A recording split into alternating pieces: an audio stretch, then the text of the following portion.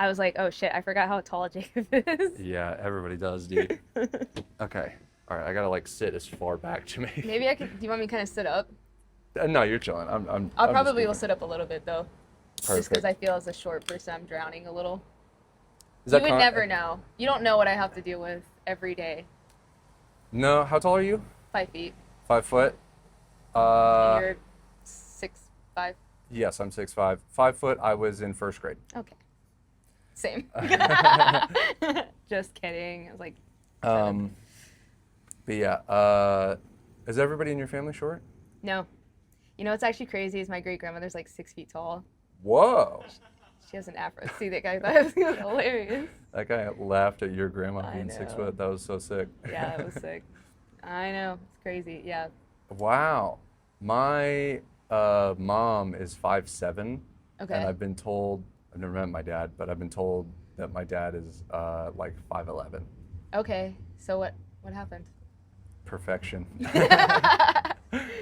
Absolute just unit. Yeah, of course. They were like, we need greatness in this family. Yeah, And we're yeah. gonna put it all in one body. I was born 2 feet tall. No, you weren't. I was born 24 inches tall, and I was born 9 pounds 11 ounces. That feels light for how tall you were. Yeah, I'm a pretty thin guy. Well, yeah, but I'm saying like, Yeah, because I was 6 pounds, 6 ounces. I don't know how tall I was though. I was born blue. What? I didn't have enough Whoa. oxygen. Whoa. Could you not tell? Oh my God. Yeah. I thought of you coming out being like, I'm blue, dabu dee ba Yeah, that's basically Dude, that. did they immediately rush you to the thing? I think they had the squeeze bottle that they do. What is You know, that? I don't actually know. My mom, like, she told me, like, they had to pump air into me. Whoa. Because I just wasn't And getting you enough. can't do CPR like that young, so it's like I you don't- have to do like some, Yeah, different something. device. I think they had, like, I don't know. I could be getting. Have you seen 101 Dalmatians? Mm-hmm. You know, like when the puppy was like about to die when it's born, and then they pump air. Oh. That's how I always thought of it. But now that I'm actually, No, I it's don't really probably talk that. about this that much. It's probably that. Yeah. They probably just got it off a dog's mouth and put it You're on you. like, yeah, that'll save her. Yeah. It's basically the same. Yeah. Yeah. Amazing. Yeah. Fantastic. And to this day, I still get my heartworm medication once a month. That's good. I like that. That's good.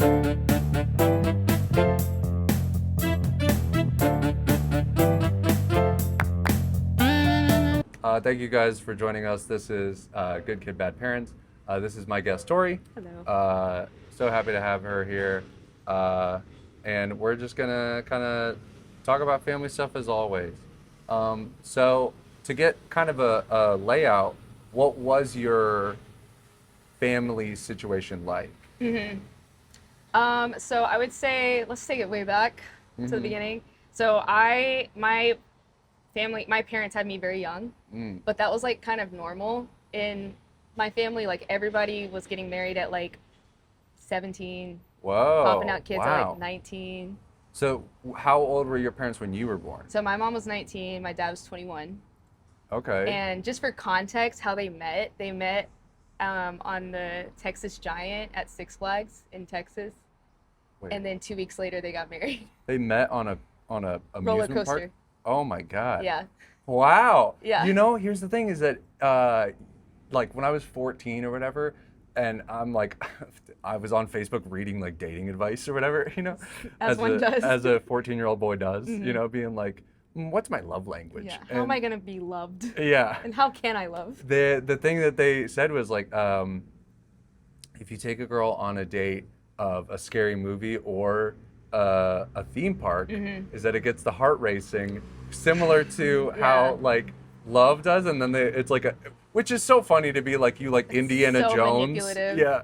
You like, well, I'm 14. I don't know what manipulative is at the time, and I'm like, Yeah. that's genius. But it is funny that they think that love is like the bag of sand with the gold trophy in Indiana Jones, where like if you just put one in the other, Right. it doesn't, It's gonna- it can't tell the difference. It's going to work 100% of the Yeah. time.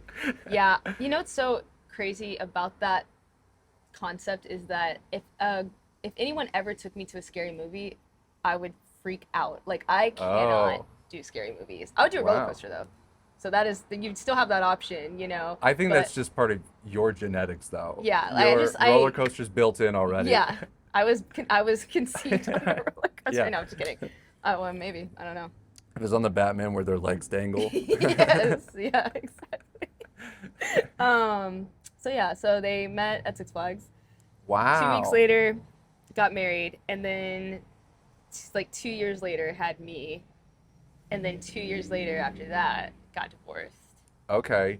Yeah. Immediate thought is, do you blame yourself for the divorce, or did you initially? I did initially, and then I was like, how? I'm just a baby. Yeah. You know? And I always felt like it wasn't necessarily me, it was because I cost money. Like I always felt like money was the big thing. Yeah. Okay. Finding out later, it definitely was not money. These people were not compatible whatsoever. Okay. Yeah. Yeah, but yeah, for the longest I was like, what did I do? Like, what is it about me? When do you feel like that question and feeling went away? I would say high school, probably. Okay. Yeah, because it just kind of clicked one day that I was just like, there's no way. Like, I had no input, you know? They could have just given me up for adoption if it was that serious. Yeah. You know? You start to, and then do you start to wonder, like, man, I wish they had, or? Yeah. Damn. I mean, I don't think it's like completely horrible to say. Like, I feel like at certain points in life, I was just like, you know how in Disney movies every parent's dead. Yeah. I was like, when will it be my turn? Wow. Because I felt like that was the only way I was gonna get like a better life or situation or whatever. Wow. They pronounce your parents dead, and the cop comes up, and he's like, I'm sorry, and then you're like, this is my Prince Charming. Yeah, exactly. Yeah. Whoa. Did you have fantasies about them dying? Not necessarily fantasies, but I felt like if that happened, like, would it be the worst thing? Okay. But it wasn't even like from a place of hate. It was just a place of like, I don't know how to get out of this situation. And like feel better, you know? Did you, and I wanted people to pity me. That was another thing. I really wanted attention. Okay. This is something I've heard before. Yeah. If someone walked into class with a broken arm, did you also wish you had a broken arm? Yeah. Like I would be like, okay, like, so their arm's broken. Like, okay, like I hit my elbow on the way in. Like we're all in pain, guys, you know? Yeah. We're all suffering. Yeah, there was definitely a dash of like pick me throughout my childhood for sure. Crazy. Well, I'm not crazy, but like I say crazy as in like very fascinating. I don't want you to think that I'm just to your face being like, you're psycho. You're wild. Yeah. But I kind of was. I get it. Yeah, it's your product of your environment. It was a crazy house. Oh, I was also insane. I was doing insane. I said some of the most insane stuff I've ever like thought about. Say one right now. When my I was talking about it with my sister, that our mom hated our uncle's wife, our like aunt by law, you know, and our mom would constantly hate her even after they got divorced. Yeah. And she remarried a guy named, I think, Gary, and Gary died. Oh. And then I found out, and I said a joke I know my mom would say, be like, to my cousins this was their stepdad. Yeah. And I said like, oh, well, like, yeah, I mean, he was old anyway. And then they turned to me, they were like, what's wrong with you? And then I realized I was like, oh, I'm in the wrong right now. Yeah, like, oh, this is actually inappropriate. And my sister was telling me, she's like, yeah, man, like, we were saying stuff, we were being the worst because we were with a person you're hearing it. Yeah, vitriolic all the time. Yeah. I once yelled at people on an elevator. Oh. Yeah. This was like early college. I had just left my home, and I was like still like trying to figure out how to be a person. Yeah. And I'm waiting at the elevator for it to like arrive. Yeah. And it opens up, and everybody who's trying to get on the elevator is standing at the door. And anybody who's on the elevator can't get off. Yeah. And I just screamed. I just went, "You're supposed to wait." And then everybody went, "What?" And I went, "I'm taking the stairs." And then walked They're away. like, oh. Everybody's like, "That guy's got his own stuff going on for sure." What do you also feel like that could have been like a symptom of autism is that something that could maybe? Who's to say? You're not a doctor. Being a little bad. But for all the doctors out there, diagnose him. Yeah, no, I did think about that because I was like, that is kind of, I don't know, like there is a part Just like of that. not having that social. Yeah, it was Where? more of like, because I do struggle with social stuff, but I think I've adapted pretty well. Yeah. I know, like, just from trial and error over and over again, like what is more okay, what is more acceptable, and also adopting in a way a more like buoy in the water Buddhist mentality of just like, this is what it is, this will pass. 100%. I think that has helped me to overcome a lot of the rigidity of autism. Mm-hmm. But that for sure I can say I was just going through some stuff. Yeah. Because I was probably within my first year or two on my own. Yeah. So that's tough. Just left the house, no money. Yeah, you don't know who you are. Yeah, don't know. I literally, all I was up until, I left at 19, all I was up until 19 was this person's son. Yeah. And then now, and like in a way blamed at home a lot. Yeah, and now it's like, I'm now having to learn not only who I am, and still am learning that, but also that I'm inherently good and not like evil. Yeah. You know? Mm-hmm. Yeah, and I think too that like you're also responsible for you. Yeah, for sure. You can't sit here like it's very true. Like we are products of our environment, but like that can't be the blame for everything. No. Like no one's gonna care. Yeah, I've had to learn accountability for sure. Yeah, same. Yeah. Because I would want to blame everybody. You got an example of where you had to like really sit down and learn like, oh, I'm accountable for this? Yeah, I think my like just emotional responses in general, like I felt like if I was upset about something, I would kind of play like the ignore silence game where like I would just like expect people to be like, what's going on? Like, what's wrong? And like nobody would do it. Yeah. And it's oh like, my God. Why don't you guys care about me? You know, like when you're sitting there and you're like, I'm in so much pain. Why isn't anybody trying to help? Yeah. Yeah. Yeah. And then it just kind of clicked like, well, one, like no one's coming to save you.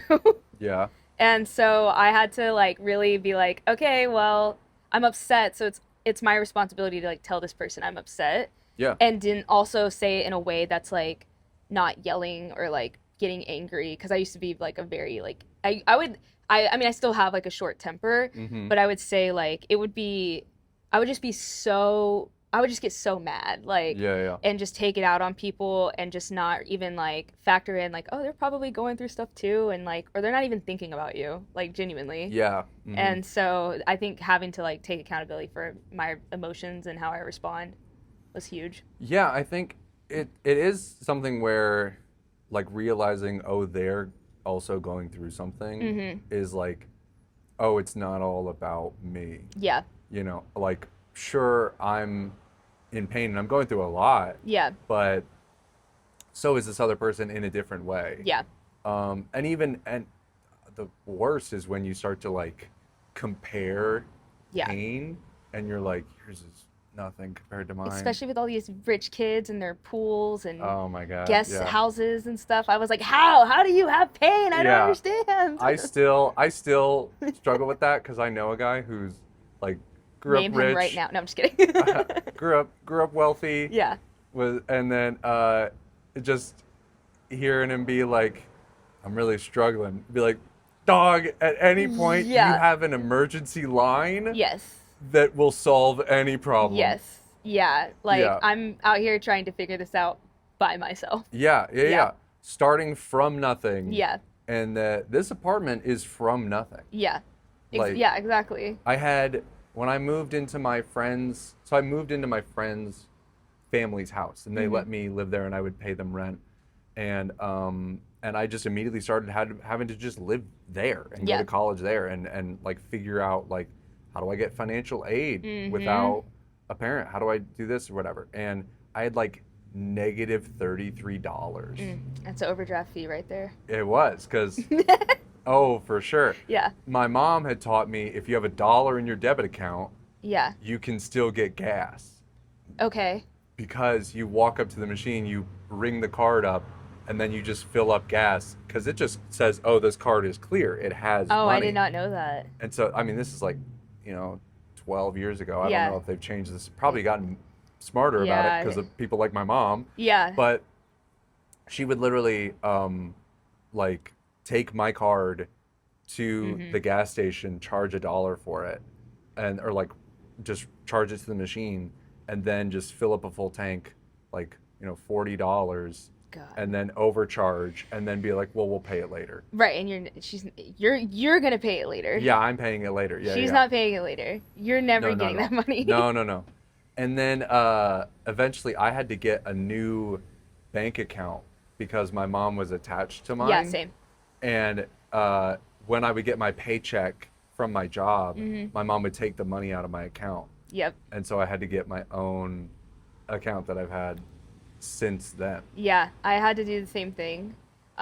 With your mom? Yeah. Wow. I had to open up my own bank account. I had to get my own phone line. I was like, it just made me realize I didn't want anything hanging over my head. Yeah, no overhead. I was like, no overhead. I don't want any attachment because if I want to leave, I want to be able to leave. And like, I just don't. There's nothing you can sit there and say, oh, well, I paid for this or I do this. Like, I've washed my hands with I it. don't want any debts. Yeah. I want low overhead. I don't have like any bills that are like whatever.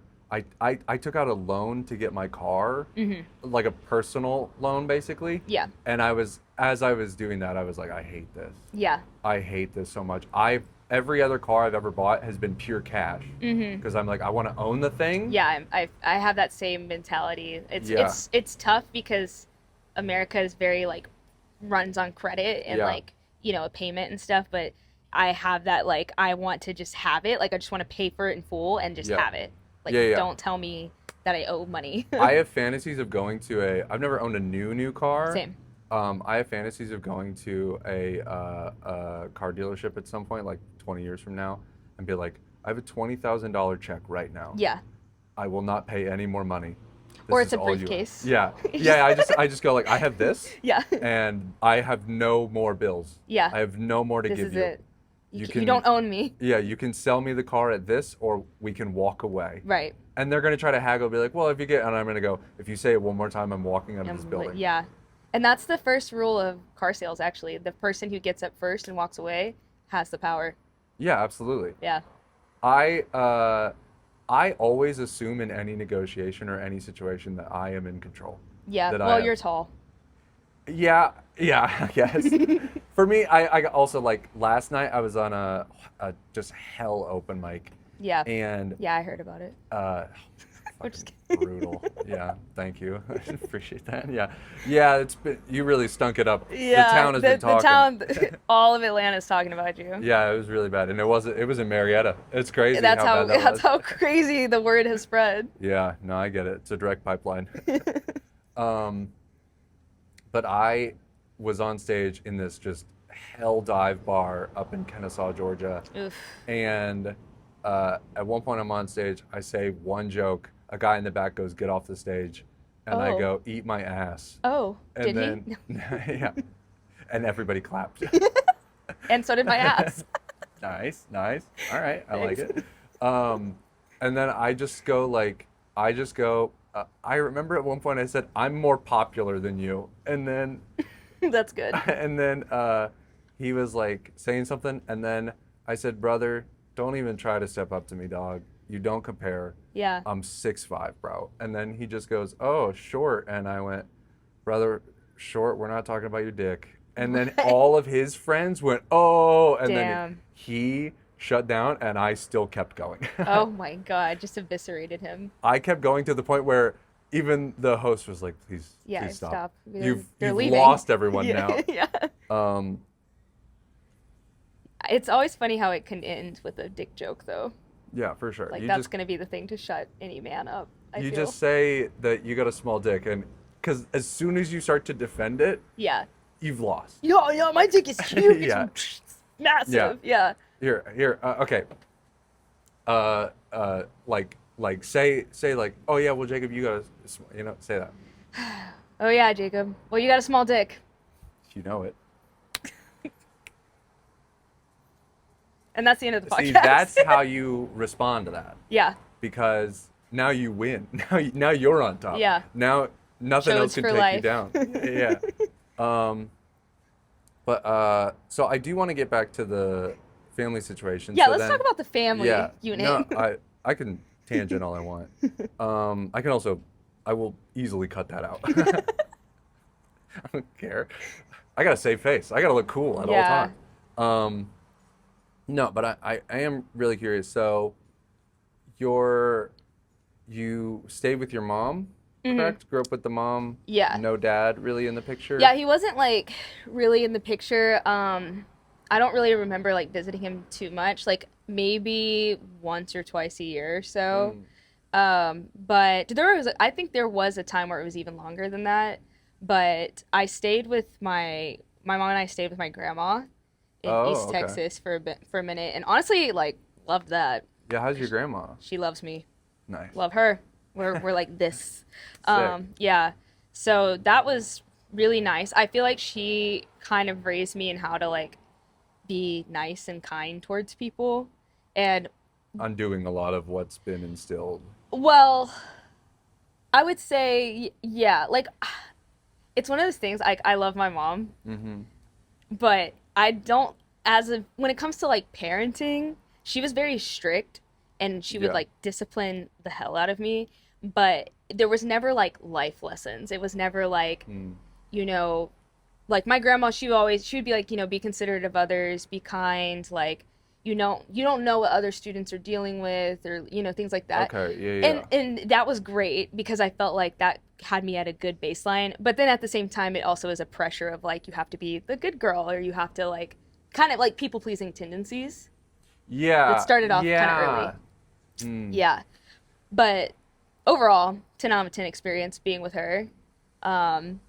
Yeah, I think that's also just like kind of a culture thing in a way of the difference between the generations. South. Yeah. Yeah, and that she's like, oh, you have to people please. And yeah. It's like, that's not great, but it is nice that she was instilling these lessons of like, think about the other person's perspective. Yeah. Like good, I would say like inherently, generally good values. Yeah. And then that's where her own anxieties come in that take it a little bit further. Totally. You know? Like it was things down to like if I share a cupcake, which I don't know why I would be sharing a cupcake. Is this like a specific example yes. she would give? Okay. If I'm sharing a cupcake, that person will get the bigger half. So if I split it down and there's a bigger half, I'm giving it to that person. Wow. Which honestly, I still kind of like abide by today without really thinking about it. But it's just things like that where you're like, oh my gosh, that's all the way back. I could never. I dealt with food scarcity growing up. Yeah. So, same thing I was saying about the like off camera, the Korean thing. When they were in that camp, all the people from that camp said that now when they like in Korea, they share a lot of. It's like family style. Yes, and they're like, logically, I know someone else getting food does not limit the amount of food I can get. That's very hard to. But yeah, like it's like in my head the same thing of like if I'm sharing a whole thing with people, I'm like, okay, they're eating a little bit. Is there still enough? Oh, I still have that thought. Yeah, like I still have food scarcity because I'm just like I need to eat. It's very difficult for me to share food. Yeah. Very, very difficult. Yeah, I don't think it's as difficult for me to share food, but I still have the thought of like, well, they're like taking a lot of that. Like if it's like fried rice or something, I'm like, they're taking a lot of rice. Okay, here. that's different. Yeah, where it's like they're just being a hog. Yeah, like I want some too. Yeah. Like, and so then I end up taking probably more than I could probably eat. But no, it's like even if I know that, it helps if there's like so much food that it's like. Yeah, like there's no way I could get through all this. Like the shrimp boil. Yes. Obviously, that's not my food, but it was like It's my, well, There's so much. I'm there. Yeah. If I'm there, that's mine. That's my big pile of shrimp. But there's so much food that I'm like, I can eat more than enough here and be fine. Yeah. You know? But if it was like, but it's difficult for me if I order like a burger. Yeah. And someone's like, can I have a bite of your Oh, burger? yeah. I remember I was out at a open mic and this comedian who I'm like friendly with, but we're not super close. She was like, oh, Jacob, can I have one of your tater tots? And I just went, no. And she was like, what? Like, it's okay but like, what's with the energy? And I went, to give you a tater tot would go against my soul. Right. And that was your soul speaking in that voice. Oh, for sure, for sure. Yeah, no, I can definitely relate to that. So then, I know that you have stated that, like, you know, growing up with your mom was very difficult. Mm-hmm. When do you feel like it flipped to where you're like, or did you always love your mom, or did it wane and then it came back? Yeah, I think I always loved her, still love her. She was an addict. She was an alcoholic. Mm-hmm. And then there's, you know, a dash of like prescription pills in there too. And even though I couldn't quite like maybe verbalize it as a kid, I think I could still see like, oh, this is a person struggling. They don't care about me, and they're not putting me first or prioritizing me. But it's because they are literally trapped by this addiction. Yeah, I see that. It's like it's not that there's no care for me, it's that it's like they are dealing with their own monster in front of me. Yeah, exactly. And she was also overweight, and so like I think just on top of that, okay. Yeah, no, but like genuinely So people, funny. I mean, because it's the 2000s. Yeah. That's like, you know, peak heroin chic, like For sure. So I mean, it was sure. insane how people would just treat her like I'd say even now. Still, yeah. I mean, fat phobia is like a very real thing. But I remember we were at Kroger and we had just got done like painting a living room or something, and like this woman was just like disgusted by her, and she moved her purse aside, and my mom was like, oh, come on. And like the lady was like, well, I can hear you breathing heavy, like I just don't want that on me, like just so like rude. Like that lady also probably 100% racist.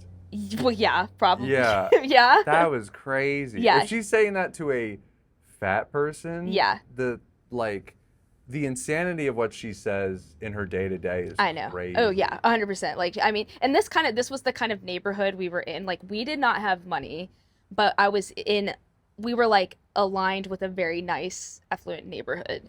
So it was that living whole, in a like, nicer area, but not being that. Yeah, exactly. So like these kids, they would go on at least two family vacations a year. They all had swimming pools, you know, multi-bedroom houses, things like that. Where like I mainly grew up in apartments my whole life, so it was just a very like, I think that I never had to wonder, like, you know, those kids that are like, we didn't have money, but I didn't know we had money. No, I knew we didn't have money. Yeah. Because every day my mom would be like, we have to watch our spending. Yeah. And I'm like, who's speaking French here? Like, who's bringing in the money? It's not me right now. That's so funny. Yeah. That's so funny. My mom every day would constantly be like, we have no money. Yeah. We're going to lose the house. Every day. Every day. And you'd be like, so every day, finally, dude, 19 years of this. Yes. And then every day I'm being told we're going to lose the house. Just stress. And then we lost the house, and I felt relieved. Finally, it's happened. Yes. I was like, thank God. Yeah. We lost the house. Yeah. We were in a house for 4 years. Outside of that, it was all apartments, rentals, and stuff. The house that we were in for 4 years, it was really, honestly, terrible because everything was breaking, and like you couldn't call a maintenance man. You are the maintenance man. Yeah. And it finally went on foreclosure, and we got foreclosed. Yeah, and it was just like, this is when you guys are moving out. Even while we were moving out, the electricity was shut off, the water was shut off for like a day or two. It wasn't too long, but it was long enough as a kid where you're like, am I gonna die here? You ever go without heat? Yeah, yes, but I also went without AC for two summers, I believe, in one of the hottest summers in Texas, where Yeah. trees were like randomly Wow. setting on fire because it was so hot. Whoa. I remember, this is like a bit TMI, but I remember it being so hot at night. I remember I stripped completely down and slept on the floor. No pillow, no blanket, nothing, because I was just trying Wow. to stay cool. Yeah. Like, yeah, it was yeah. miserable. And that didn't work because there was carpet in my room. So I went into the kitchen. Tile. Yes, to Yeah, sleep on yeah. the tile. Yeah. Like, it was hot. Then your mom wakes up, walks in the kitchen. Ah! Yeah, no, literally. And she's like, okay, like, Get a what are we mop. doing? Yeah. It's just, yeah. No, we went 2 winters in Georgia without heat. Yeah, that's And tough. so I remember what would happen is we would, like, you would get home from school and you just put on more layers Yeah. immediately because like the outside was like relatively the same as inside. Yeah, exactly. Like, inside was probably like 55, maybe 60, maybe. Yeah. At like the warmest, and then when it gets colder at night, it's like even worse. It's like 20s, right? Yeah. 20, It 30s, was, yeah. yeah, we were getting like 30s. And this is like December, January. So Yeah. this is like real dead winter. And we didn't have any gas for the heat, so we didn't have any gas for stove. the water as well. Oh, yeah. So when you took a shower, which you have to take a shower because you're wearing so many layers, so you're just getting to a miserable. point where you're like, so you have to take a shower. So I developed a strategy where you run the water, Yeah. and then you go outside of the shower, you put your head in, because the shock of the cold water to your Right. scalp is gonna Hit go you immediately. crazy. Yeah.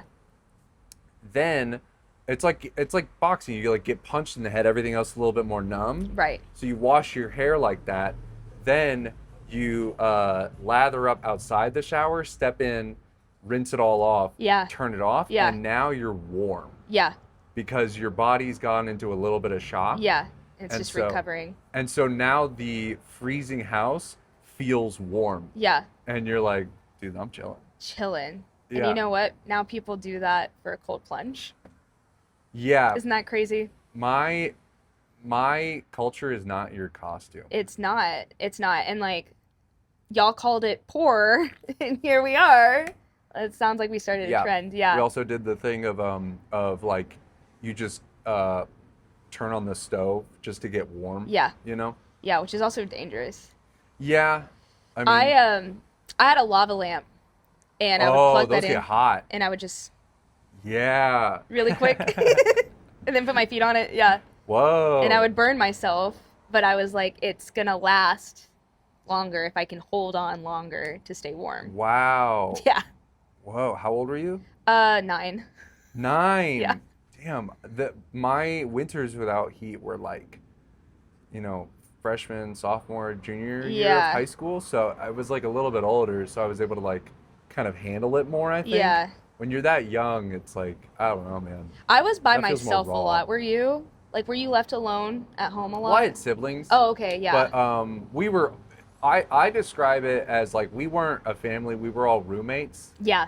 And so it felt very much like the Hey Arnold house, Yes. where it's like that's just like the like older guy with a mustache. That's where like Right, but you that's don't know my who's who. sister, You're like, yeah. And so me and my sister were like close initially growing up, Yeah. and then my little brother was born, and then my mom kind of lost her marbles, Mm-hmm. and then we all just became very distant, Yeah. which I understood. Mm-hmm. I understand now is Mhm. that it's like Cara is trying to focus on, she's 5 years older than me. She's trying to get out of here for college. Yeah. All she wants is to get out. Mm-hmm. I'm like, 13 now. So it's like I'm going into middle school, or I'm in middle school. Mm-hmm. I'm like dealing with the, like, Puberty. yeah, well, just even like the mental changes of Yeah. like I'm now in middle school and I'm not in the same the same building Mhm. that I was in for most of my life. Yeah. I now have people from different schools mixing in with mine, Yeah. and I have to adjust to them. And you have to socialize. Yeah, and it's like I kind of found a flow in my elementary school of like nobody liked me, but I found a flow of like, all right, I can I could slide in here. I can fit in a little bit here. Yeah. You know, I can get by. And then middle school, it's like, all right, I'm like, it's kind of everybody's free for all. Yeah. And then my little brother's 5, and so it's like I'm at home 13, he's 5. We're not It's a really. huge gap. Yeah. All the way through. Yeah, we all have very large age differences. Yeah. And so we all have different dads. Yeah. So that's part why. And so it's like my brother's 5, I'm 13. Mm-hmm. I'm not really gonna like hang out Yeah. with him because he's so much younger. Yeah. What are you guys gonna talk about? Like if he was 11, it'd have been like, yeah, like we could play a game, we could do whatever, but it's like he's 5. Yeah. He's on a completely different wavelength. Yeah. Like the shows he wants to watch are completely different from the shows I want to watch. Yeah. Yeah. I have 2 half siblings. I didn't grow up Same, with we're all them. half, yeah. Yeah.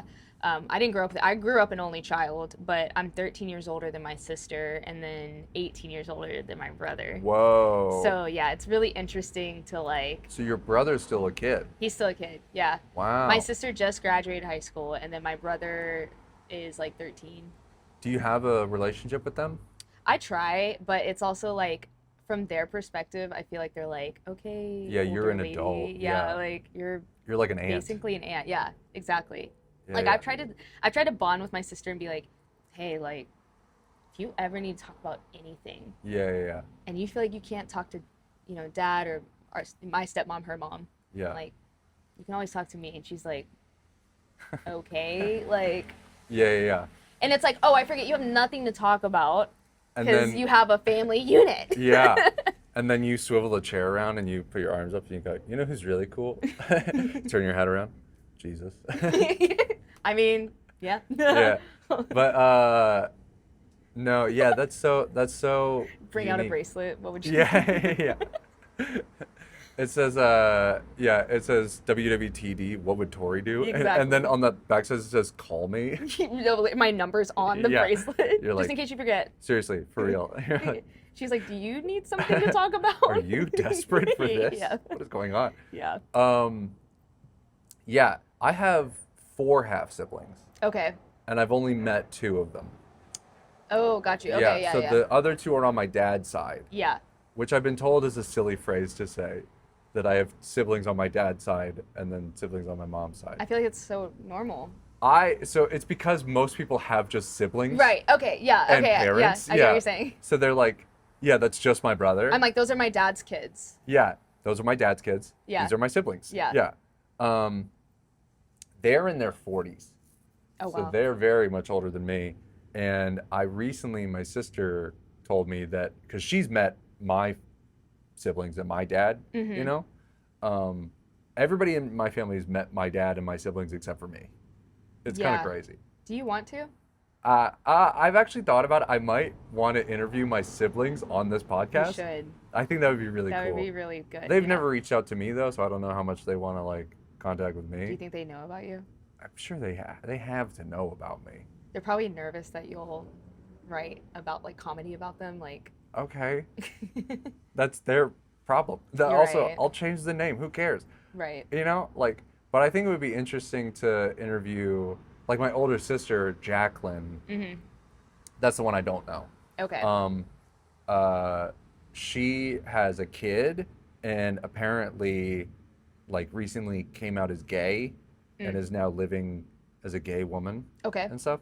And then my absent father, who transitioned Right. to a woman, Mother. disowned The the daughter for being gay. Cool. Yeah, it's There's not really a lot to unpack there, honestly. yeah. Here's the thing is that I was on stage this past weekend and I was trying to do jokes about this and that In Kennesaw? no. Oh, is it different? Okay, I was this like, is over I in, don't know if Kennesaw this was is over in Atlanta. And I was trying to do jokes about it and a woman in the audience goes, "That's what therapy's for." And I went, "Dude, I'm chilling, brother." Right. I literally said, "I'm chilling. I'm 6'5". Like It all goes it's back all- to 6'5". it's all whatever, brother. Yeah. You know? And I was just being silly. Like, sorry for speaking my truth. I do go to therapy, but Could never tell. No, I'm just kidding. Yeah. tight. I take that as a compliment that I come off as not too therapy-y of like, oh, Right. when Try to people like are, psychoanalyze yeah, people. when people are like in therapy and Yeah. then they're like, well, you know what that actually means? Ugh, Yeah. yeah. Mm-hmm. Yeah. No, I'm more like, sounds cool. Yeah. Um, but yeah, I want to ask this. How do you feel like your parents affected you, like in a way that, like, is there a way that you felt over the years that you were like, oh, that's how they've really affected me? Man, what a question. I feel like so I also had a stepdad that had been in my life since I was like 3 or 4. Mm-hmm. He passed away when I was like 19. Um, Okay. but so I'll kind of go I'll go by one by one by one. Okay. Yeah. So for my dad, I would say what's probably been the biggest takeaway is when I had like my grown adult conversation with him to be like, "Hey, you weren't around, buddy. I Yeah. could have really used you, needed Yeah. you." And it got down to him, which honestly, part of me I kind of respect it now, but he was like, "I didn't want you. Whoa. Like, I didn't want kids. I didn't want you. Like, Wow. we just had you because we felt like that's what we were supposed to do. Like, what I needed to do Mm-hmm. to like I feel like to like basically like save their marriage or to save face. I don't know. Did a bad job though. First job Yeah. out the womb and failed. But But he has other kids now. he has other kids now, and I think it's because him and my stepmom, they are like made for each other. Like, Mm. and like They met on a bumper cars. yeah, right, yeah. No, they met at work. It Oh, was a wow. workplace romance. Wow. Yeah, Was but he, I'm curious, was he with somebody else at the time? yeah, he was Nailed it. dating a crazy woman that was like, she was psychotic. She like hit him with a frying pan, Whoa. which she should have done a couple more times. Nice. But like, I feel like my stepmom was like always someone in the back of his head where he was like, if I wasn't with this person, that's who I'd marry, that's who I'd be with. And that's clearly like, yeah, don't be with that other person I know. then. Well, he's very loyal. That's another thing about me is I'm very loyal to a fault. Like I will ride with somebody until it's like I absolutely just can't do it anymore. Oh, okay. And I know my dad wasn't loyal to me, and I realize that seems like the opposite of what I'm saying. But I think when he's in a relationship, he's really trying to Yeah. like be in it. But him telling me like, "Oh, I didn't want you," it was like in a weird way because he tried to be like, I did this to you because I knew you could handle it," which is like the funniest dad excuse ever to me. Like, what so does that funny. mean? That's so funny. Yeah. Yeah, looking at a baby and just Baby. going, you can handle it. I'm gonna put you through the ringer, and you're gonna be able to come out on the What other was side. the sign that he's like she can handle it? You're playing with your blocks and they fall and he's like she didn't cry, she's tough. And then Literally. just walks out the door. Literally. Well, you'd have to be around to see that. You She know? doesn't need me. Yeah. Exactly. Yeah. No. But I would say him saying that, it was like, oh, finally I can like decenter my parents' opinion of me because it at the end of the day, like it's not gonna like whatever I do to like try to like get this validation or make them proud or whatever, it's like it's not gonna happen Yeah. because I wasn't even wanted in the first place. Like, why would I be around something or someone where I'm not wanted? You know? Yeah. That's You know? that's awesome. And so I was able to kind of place him as like a colleague in a way of like, okay, like he just sees like I think he just sees me as like a homie, and like if that's what it is, like I've made peace with that. If you were to call him, would he answer and go like, "Sup, bruh"? Yeah, he literally will be like, "What's up? Wow. What's going on?" Yeah, yeah. Wow. And like how does he talk with his other kids? with my sister, she is very much like, in the most respectful way, just in case my family hears this, she is very much like coddled, sheltered. He talks to her Okay. very sweet. Wow. And I don't think she used to be very sensitive, which I did too. I think she's kind of coming out of that, but like, I mean, just helicoptered her whole life. I don't understand how someone can like treat another person like that in that familial situation rapidly different? It's so, well, I think my stepmom probably has a lot to do with it because I think my stepmom, she just had certain like standards and requirements, and it was like, this is who I need you to be to make this work. And so And he's loyal, so then yeah, to her. Yeah. But I've been in his life longer. And brother, you're so adjusted. Appreciate you. And then to my brother, I feel as though my brother's autistic as well. He has the What's his highest name? functioning Luke. Yeah. I honestly, But biblical statistically, name, just like Jacob. yes. I was just saying that statistically, the amount of autistic Jacobs I've met is crazy. You guys are rampant. Yeah. Yeah, you guys. It's a scourge. That's what it sounded like you were saying. You guys are. You gotta. We gotta cull the relax. numbers. For the longest, they thought he had ADHD, and then he got diagnosed with autism, and it's like the highest functioning form. He's like a genius. Okay. But he lacks emotional intelligence, so you have to be very patient. What a dream. What a dream, man. I'm too empathetic. Yeah, but I think that's good. That's a superpower because honestly, it can be a little scary at times because you're like, what's gonna happen here, you know? Yeah. But he's doing really well, and I'm very, very proud of him. But my dad has to be very patient. It's a completely different approach. Mm-hmm. Like the stuff that I feel I would like get beaten for, you can't do that to a kid with autism. It's not going to register. Also, just shouldn't. You shouldn't beat your kids. Yeah. You want to know a really funny story? Is that to me, is that apparently when my mom and dad were still together before I was born, my older sister had done something, and my dad punished her by putting her in timeout. Apparently, my dad doesn't believe in spanking kids. Okay. Is progressive. Is domestically violent. Well. But. Did they deserve it? But draws the but draws the line at kids. Yeah. Which is so funny. Yeah. To be like, once they're 18, yeah, I'll hit them. Have at them. But up until then, respect their boundaries. Yeah. It's crazy logic. That's But the reason I bring this up is that at one point put my sister in timeout, and my mom loves the belt. She loves giving the belt. Did she make you pick one? Yes. Or does she have a favorite? She makes you pick one. Yeah. She does have a favorite, but she does also like to make you go get it. Mm-hmm. And one time she told me to go get the belt, and I focused on the belt. So I walk into her closet, and I see a line of belts, and then I grab the belt from a silk robe, and I walk out, and I go, I brought you the belt. Oh. And then she was pissed. Oh, I'm sure. But she probably, was there some part of her that was like, that's pretty good? Yeah, no, as I'm walking away, I can tell that I literally could like tell she was going, God damn it. Yeah. And so I was like really proud of myself in that moment. I'm 9, terrified, but even in deep terror, I'm like, let's be a little silly. Yeah. But my mom loves giving the belt. My dad put my sister in timeout. Mm-hmm. And my mom comes home and she goes, what's that? And then he goes, oh, she did something wrong earlier, so I put her in timeout.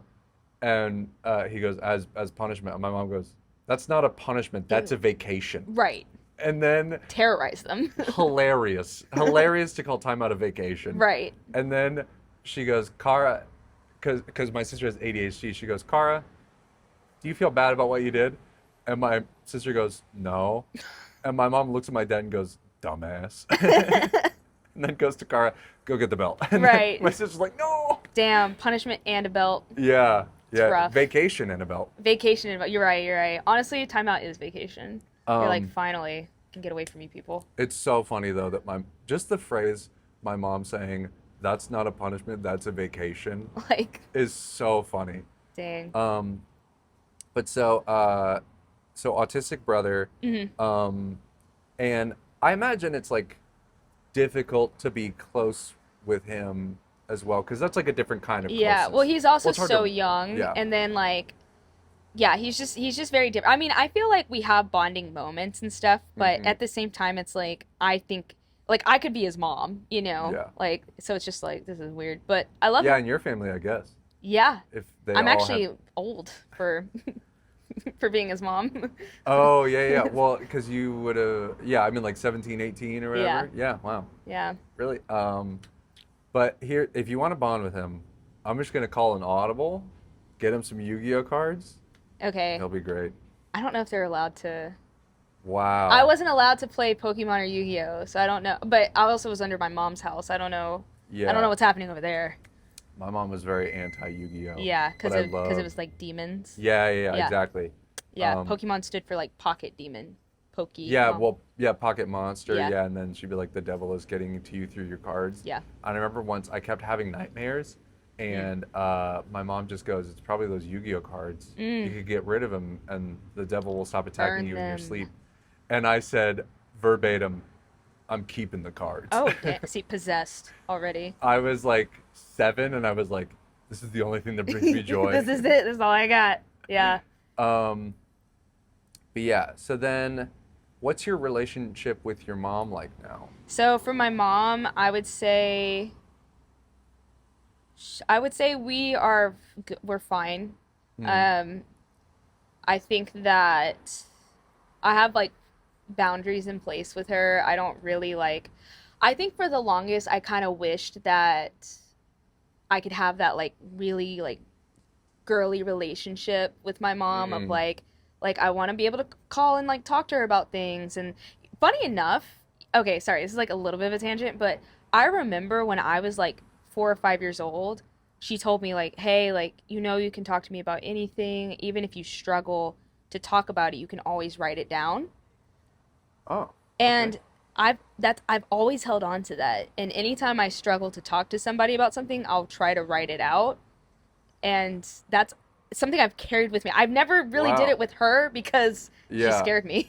But like, so say you had like a problem with me and you didn't know how to articulate that. Would you write it out and then like hand me a letter? note? Yeah. Okay. Or type it because I actually have really bad handwriting. But yeah, for whatever reason that's always stuck with me, and maybe because I'm like that was like such a mom moment of her to say. But we have I would say a good relationship. It's just not your typical like mother-daughter relationship. I feel like she's also a homie, like in the sense of like She's got a lot of homies. A lot of homies. No parents, no parental figures, just homies out the wazoo. Chill ass people who I'm somehow related to. Coaster. Yeah, exactly. Cool. Yeah. Okay. Yeah. And then I guess for the other question, for like my stepdad, I think a takeaway from him, he was very like always on a power trip and would call me weak. Whoa. And like make me do, because he was in the army for a little bit. He had some addiction issues. Also, all parents had addiction issues. Yeah. My stepdad also was dealing with like PTSD. He served in Iraq and stuff and came back completely different. Yeah. And I think he just, for whatever reason, like would always call me weak, always like made me embarrassed to like be a girl, if that makes sense. So I was like, oh, I hate pink and like I love sports, and I was like very into the Crocodile Hunter. I mean, Steve Irwin was my guy. I don't think that's an inherently like tom girl or tomboy thing. I only knew boys that knew of him. I've never associated with like because you said hated pink, like sports. I don't think I've ever seen a girl who's been like, I fucking hate the Crocodile Hunter. I don't think it's a hate thing. I think what it seemed like was anytime I brought him up around girls, they were just indifferent. Like I was geeking out. I'd be like, did you not see him like capture that cobra at that like zoo or what? I don't know. Like you could also, I think also a girl would be like he like hung out with a koala.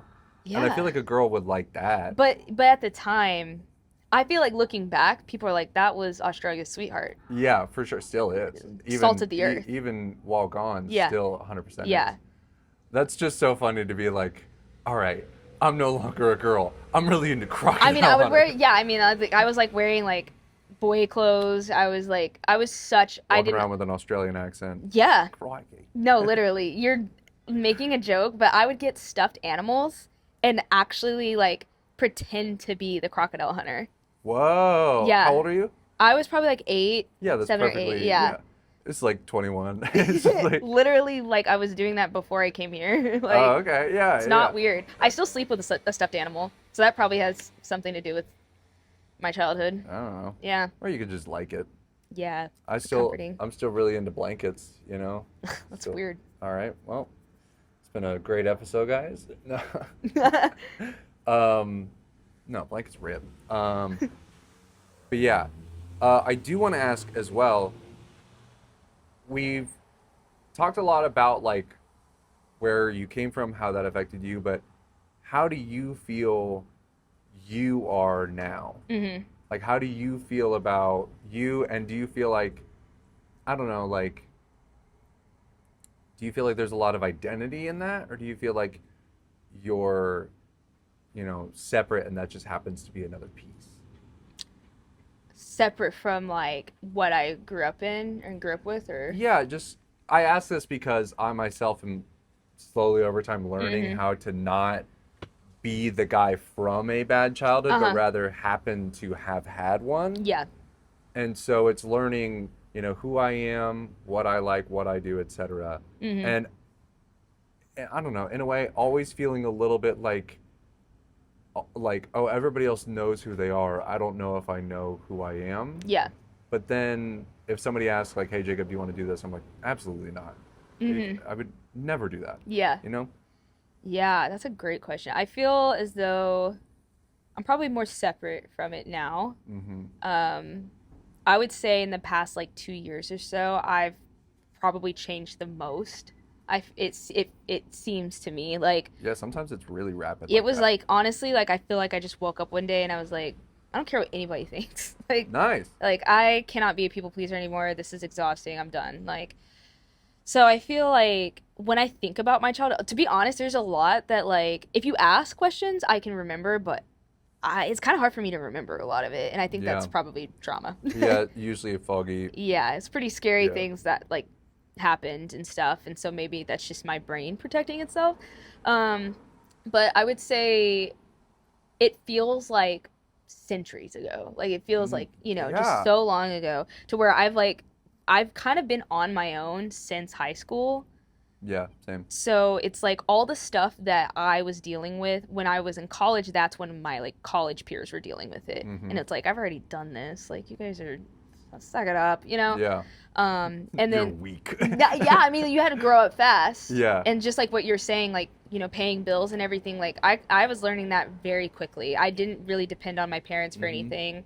And I had to figure a lot of stuff out. I couldn't talk about emotional things or anything. So like, I think it was just like, I've kind of learned to take stuff on the chin so early to whereas now it's just like, yeah, like stuff's going to come up in life. You just have to deal with it. Like, again, nobody's coming to save you. Nobody's going to sit here and like coddle you and stuff. Like you have to just like lock in.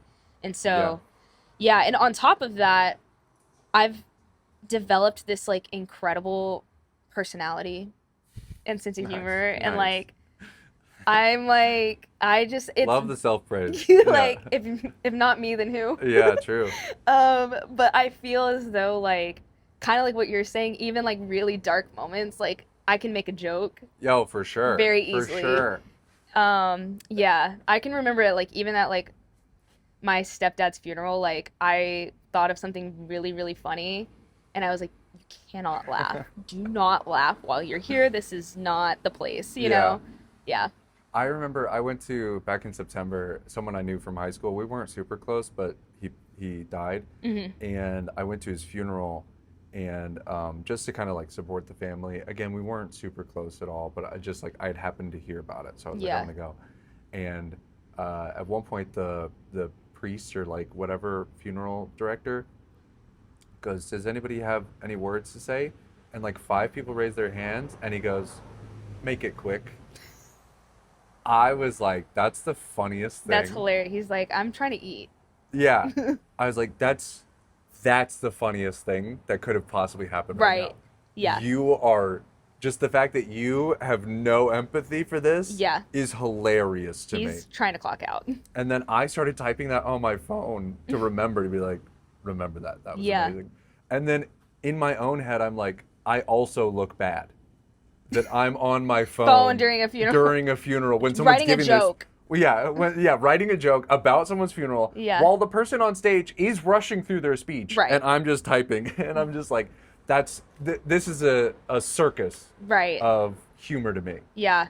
Yeah, tracking laughs per minute, just, Yeah. Because I've always felt like the funniest I've ever been was like, I don't know, you ever like have an argument with a spouse and it's just like so tense and just like it's like the emotions are so high. Yeah. And then it's just like, and also we didn't finish the spaghetti. And it's Right. like, and it's just in that moment, it's just like, this is exactly what I want. Yeah, this something recently that came. So a friend of mine passed away like 2 months ago, but I was on set when I got the message, Wow. and we were just starting, so I kind of just like what is it called? Schematic. It's where you can like piece it in your brain, like you compartmentalize. Oh, okay, yeah. Yeah.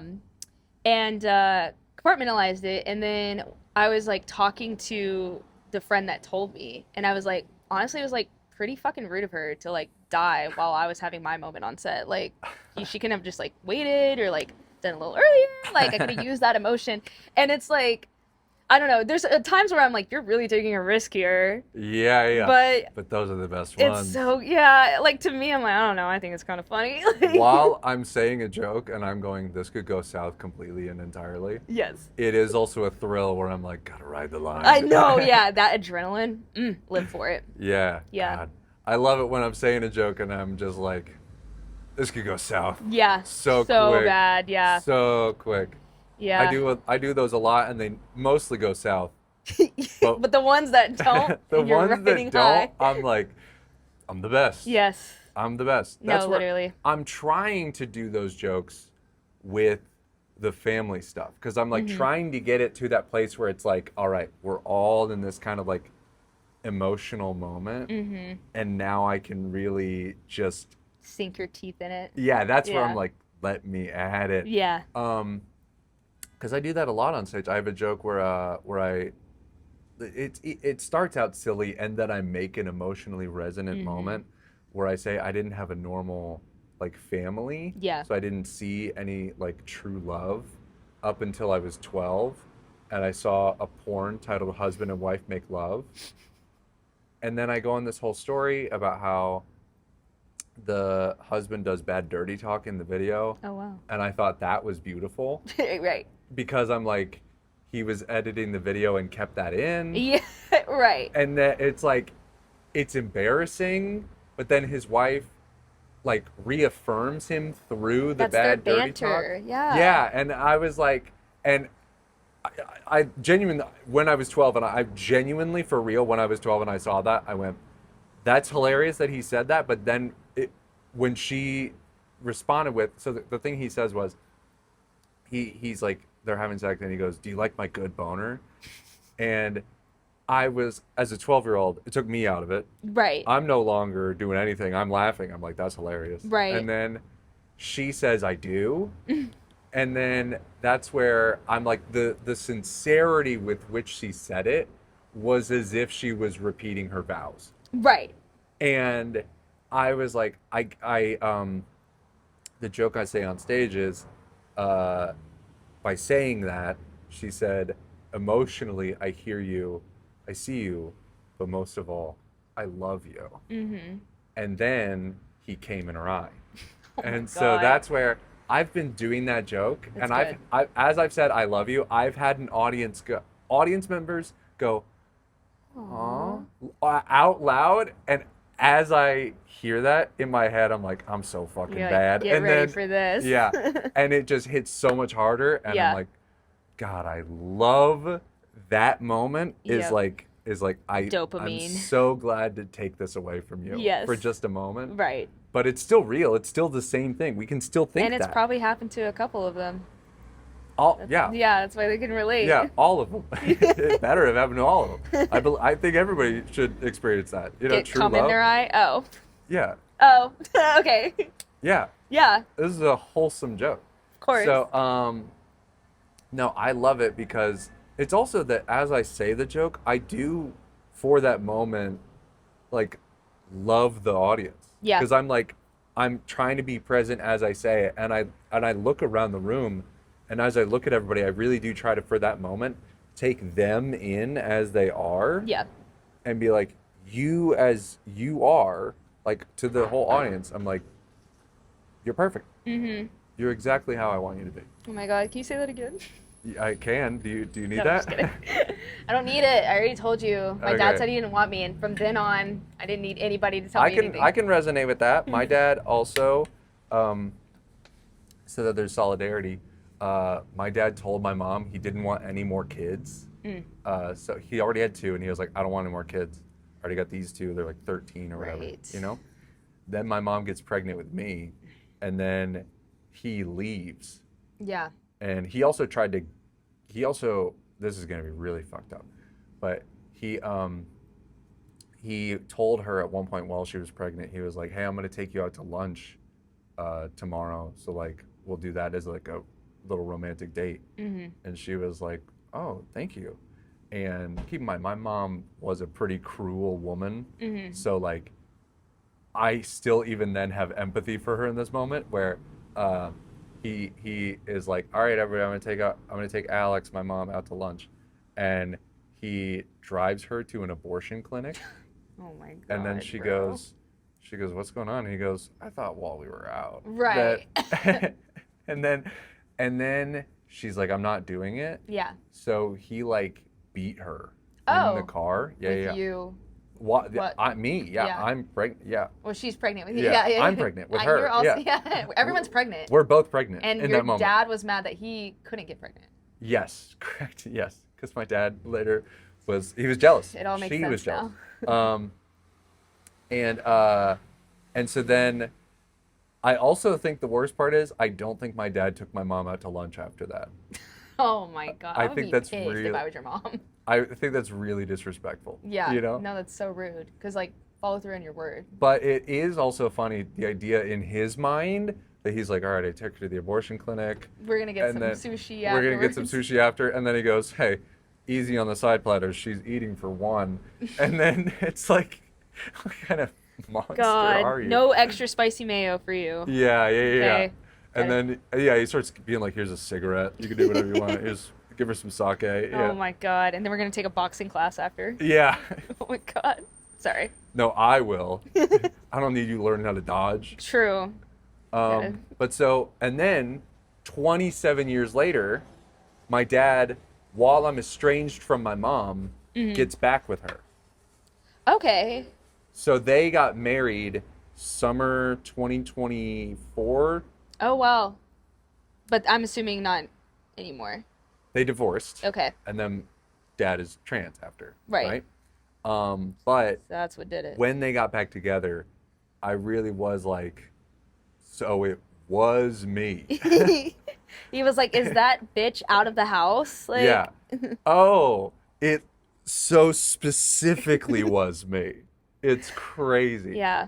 Also, my dad apparently invented the machine that makes sun chips. So that's also a thing. Are That- you sure?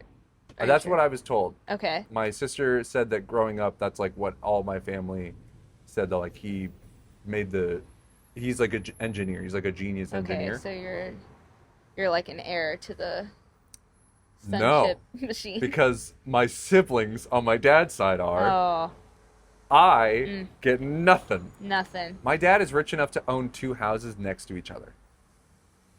Does your dad have 2 houses next to each other? Yes. Wow. What is And that? What is that one like? is the house that he lives in. Okay. The other is a house full of trash. Okay. Yeah. Just treats a house like a big trash can. Yeah. What do you think that is? Very mentally ill. Okay. Probably. Yeah, but my dad's like kind of a hoarder apparently. Okay. Yeah. But my told mom was too. Yeah. Oh yeah. Same furniture from like forever, and I'm like, this is not good anymore. My little brother, also was living with my dad. Yeah. Again, everyone's met my dad but me. Yeah. And Your dad does not like you. No. We'll happily have any other child, but But you. literally was partly raising my older sister and my younger brother. Oh. But it's like, man, I just can't deal with Jacob. Do you have your dad's last name? It's hyphenated. Yeah. Oh, okay. Chalk Hildreth. Aggressive. Okay. Yeah. Gotcha. My full name is Jacob Chalk Hildreth.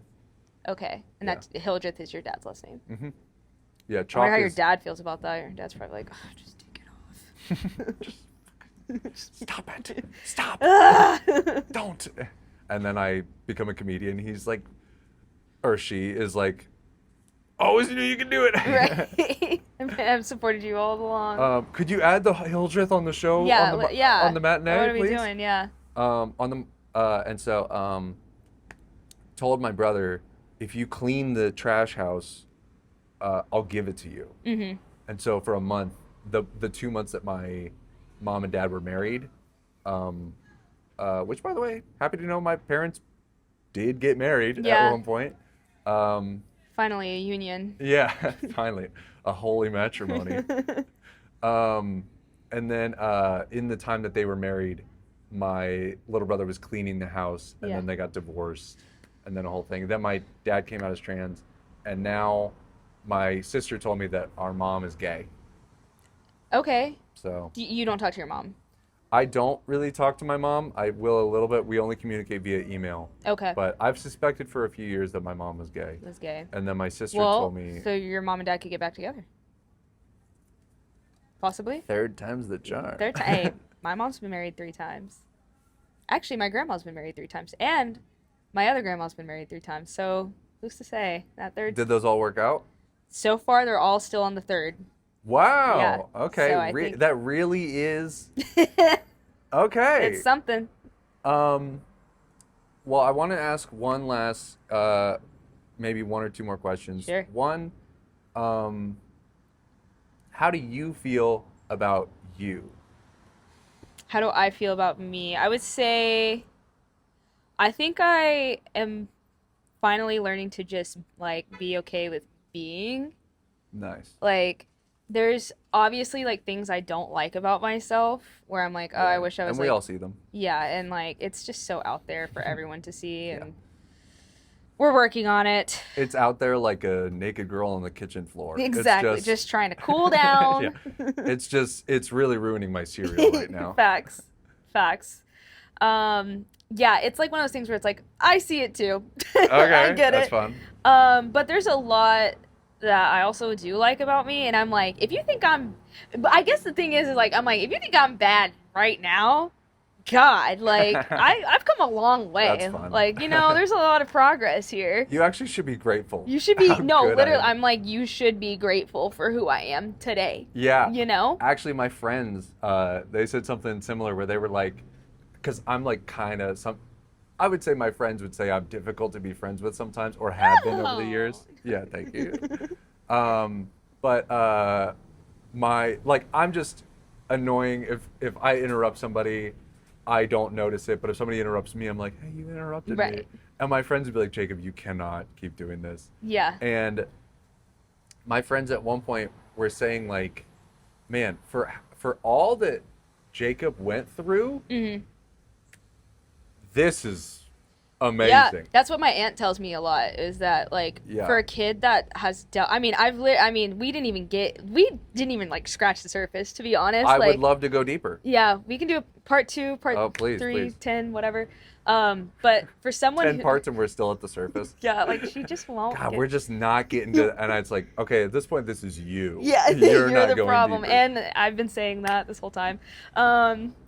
But my aunt does say like for someone who's been dealing, and she doesn't even know all the stuff either. Like that's gone through what you've gone through. It's actually kind of weird how like relatively normal I am. And she was like, you could be so much worse. And like honestly, like thank God I'm not like I do think about like being, I know I have an addictive gene. Like I can really get hyper fixated on things too, and like very like obsessive and stuff. And I get that quite a bit where it's like you come off okay for yeah. I think it's because you're very self-aware. Yeah. And so it's like Try to be. I know to like steer. I know myself enough to be like, don't do that. Yeah, exactly. Yeah. I think even just thinking about like drinking, I didn't really drink until I was like 25, 26. And a little fear of it. Yes. Yeah. Well, yeah, I was like, I just don't want to touch the stuff. But I realized I like tequila and mezcal. And something that Chelsea Handler, I kind of like just from listening. Yes, What's up? it is. World famous podcast. Yep. It's an honor to be I would here. have you on, but you have parents you love. Yeah. What's that like? You did kiss your dad. My dad kissed me. Let's get one thing straight. We're actually wrapping up the episode right now. If you're hanging out with Weaver, though, I'll maybe stop by or something. I was with my mate Reed. What's up? Okay. We just went to Fido's. It was packed in there. I'm gonna keep this in. Yeah, this is good. Please do. Can they even hear me? This No. is actually, there's no one here actually. Yeah. This is just a voice. Yeah, we're that just both talking to hearing. we're talking Ghosts. to God. Schizo moment. Yeah. That's what's the best part is that can also not be heard. So that's just me laughing at nothing. We forgot about that. Just went, gentlemen, look at this lady behind me. That's awesome.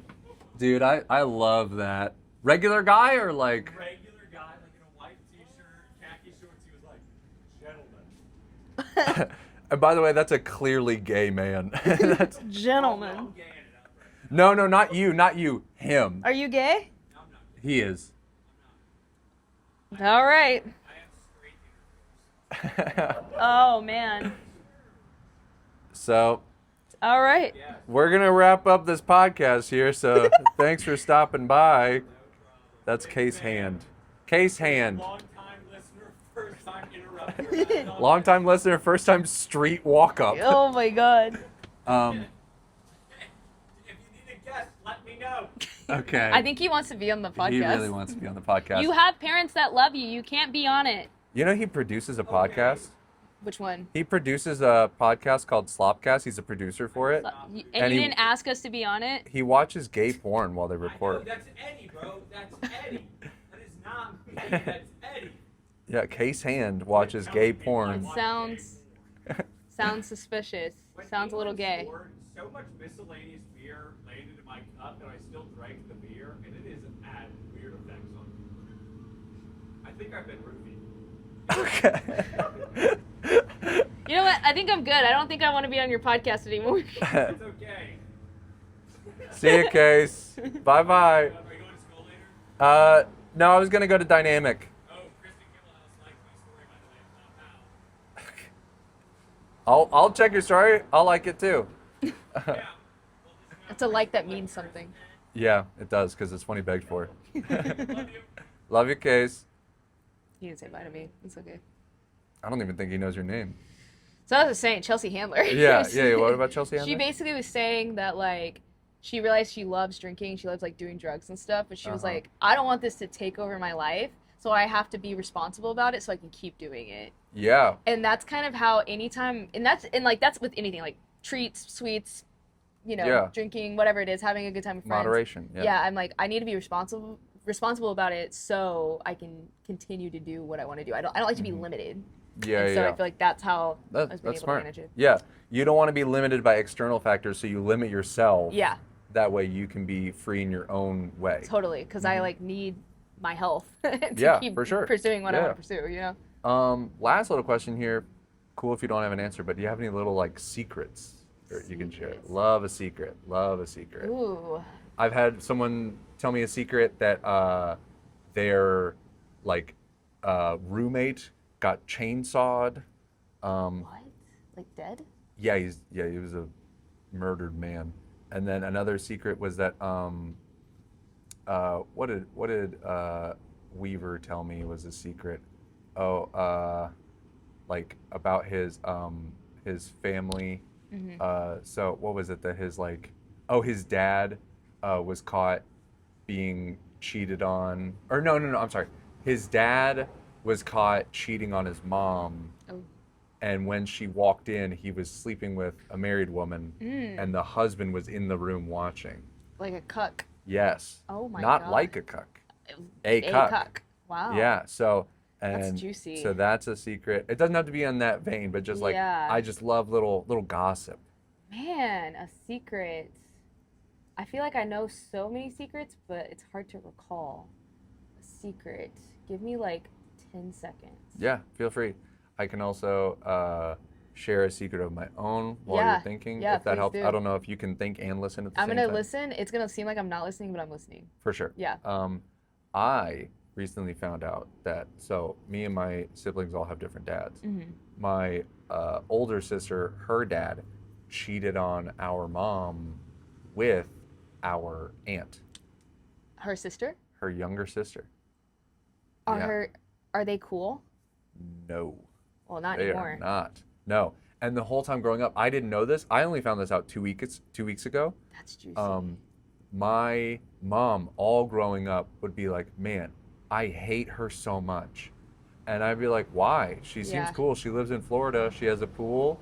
Seems tight to me. Yeah. And then she would be like, she's just so like conniving and would never say why. Yeah. She would always just be like, she's just like a liar and a two-faced backstabber. Right. And then now knowing that, I'm like, I get that. Right. And here's the thing, my aunt, not a good hang at all. Yeah. Like so literally. It was like a downgrade almost. It was a downgrade. My mom honestly can hang pretty hard. Yeah. With all her faults, my mom's a pretty chill hang. Yeah. She's lively. She knows how to get the party going, you know. And my aunt, at one point, I was getting breakfast with her and another aunt of ours, and she just goes like, well, yeah, you know what they say, you know, it's better to be a smartass than a dumbass, you know. And I'm like, God, you suck. Yeah. I was like, just vibes alone, I'm Ugh. out. Yeah, that right there.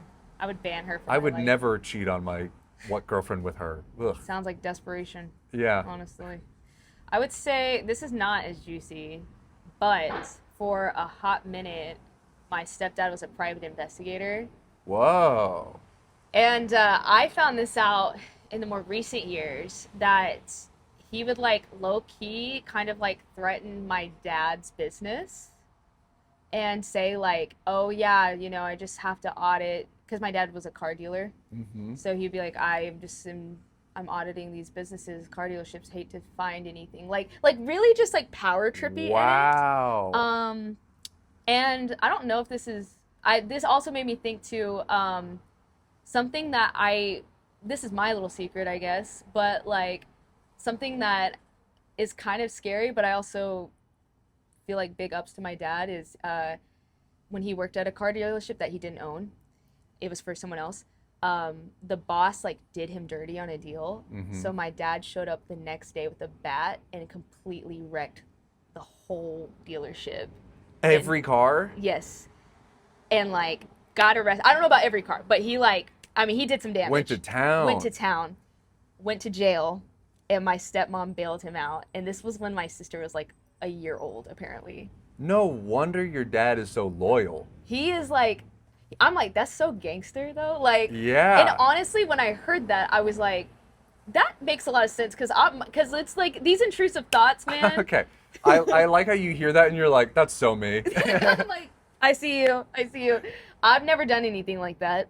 Whoa. There's still time. No, but yeah, you could do it today. But it's weird to me how much, like, for whatever reason, I respect him so much for doing that, because it's like, yeah, you mess with his money. Like, what'd you think was gonna happen? I like how you like walk into the car dealership and you go, yeah, he's not good to me, but you better be good to him. Right, You know? Like exactly. It's you being like, what do you think was gonna happen? Yeah, exactly. I'm like, Car dealership owners like, who's this? And your dad just goes, I don't know. I never met her. I don't care to know her, this girl. Yeah, I didn't want her. And he goes, what relationship? And your dad goes, none. None. Never seen her. Well, Yeah. thank you for being on the podcast. Thank you This for has been a having me. wonderful time. Yes. Thank you guys so much for tuning in. Please check out our next episode. I have 1,000 new subscribers on YouTube, so please watch the video. Please. Yes. It's a long podcast, but please. Hey, Oh if my not God. you, then who? That's an amazing send-off. Thank you so much. Bye-bye.